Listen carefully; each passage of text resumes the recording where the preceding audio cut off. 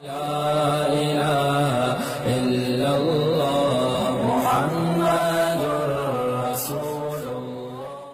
منظور صاحب کا again Kuwait سے کہتے ہیں جی کوئی شخص ناپاک نہ ہو لیکن جو کپڑا پہنا ہوا ہے وہ مطلب ناپاک ہے، جو انہوں نے تفصیل بتائی وہ میں شاید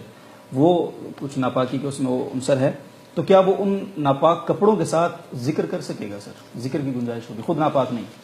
جی، ذکر تو کسی بھی حالت میں کیا جا سکتا ہے، اور صحیح بخاری کی حضرت عائشہ رضی اللہ عنہ سے روایت مروی ہے،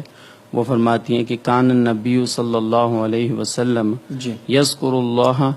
علی کل احیانہ، کہ آپ صلی اللہ علیہ وسلم اللہ تعالیٰ کا ہر وقت ذکر فرمایا کرتے تھے۔ البتہ اس سے کچھ استثناءات بھی ہیں، جیسے بیت الخلاء کے اندر زبان سے ذکر کرنا، یہ اس کو فقہاء کرام نے اس کو جائز نہیں لکھا کہ یہ مناسب نہیں ہے، کہ اللہ تعالیٰ کی تعظیم کے نام کی تعظیم کے یہ خلاف ہے۔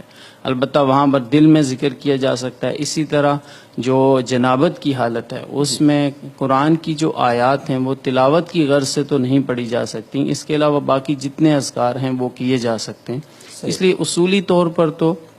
کسی بھی حالت میں چاہے کپڑے ناپاک ہوں یا خود بھی انسان ناپاک ہو، اللہ تعالیٰ کا ذکر کیا جا سکتا ہے، لیکن مستحب یہ ہے کہ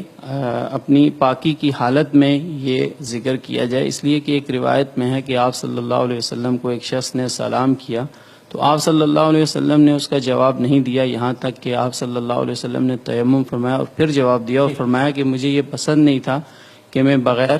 اس تیمم کے تمہیں یہ جواب دیتا۔ تو اس سے لیکن فقہاء نے فرمایا کہ یہ استحباب پر معمول ہے، اس لیے مستحب اور پسندیدہ یہی ہے کہ کپڑے اور جسم اور جگہ سب پاک ہوں پھر ذکر کیا جائے، لیکن جواز کی حد تک کسی بھی حالت میں ذکر کیا جا سکتا ہے۔ ویڈیو کے نیچے سبسکرائب کے بٹن پر کلک کریں، بیل کے آئیکن پر کلک کریں تاکہ ہر نئی ویڈیو کی نوٹیفکیشن آپ کو مل جائے، اور اگر آپ روزانہ واٹس ایپ پر شارٹ کلپ حاصل کرنا چاہتے ہیں تو ابھی اس نمبر پر واٹس ایپ پر میسج کریں 030727999169۔